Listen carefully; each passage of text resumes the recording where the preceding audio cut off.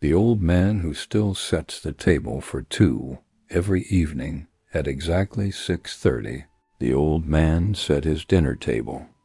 2 plates, 2 glasses, 2 chairs.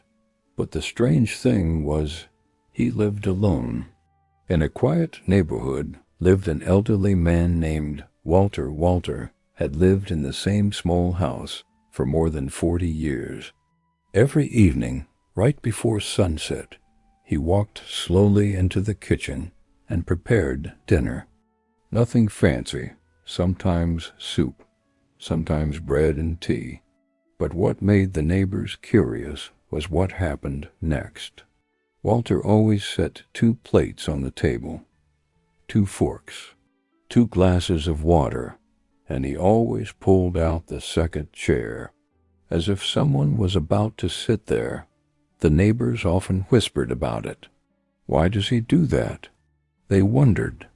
One afternoon, a young girl from next door named Lucy finally asked him, "Mr. Walter," she said kindly, "why do you set the table for 2 when you live alone?"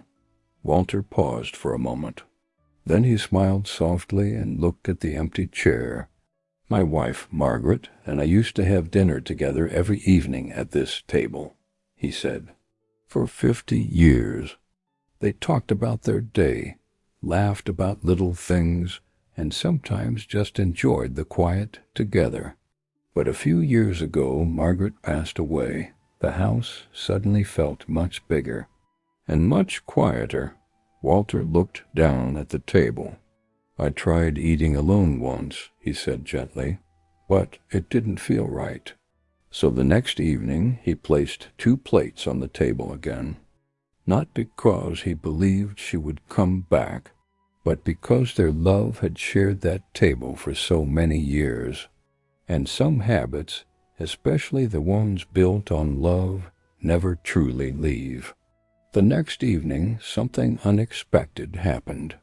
When Walter came into the kitchen, he saw Lucy standing by the door holding a small bowl of cookies. "Would it be okay," she asked shyly, "if I sat in the second chair today?" Walter's eyes filled with tears. He slowly pulled out the chair, and for the first time in years, the second plate was finally used again. Sometimes love leaves an empty chair behind, but kindness has a way of filling it again. Like, share, and subscribe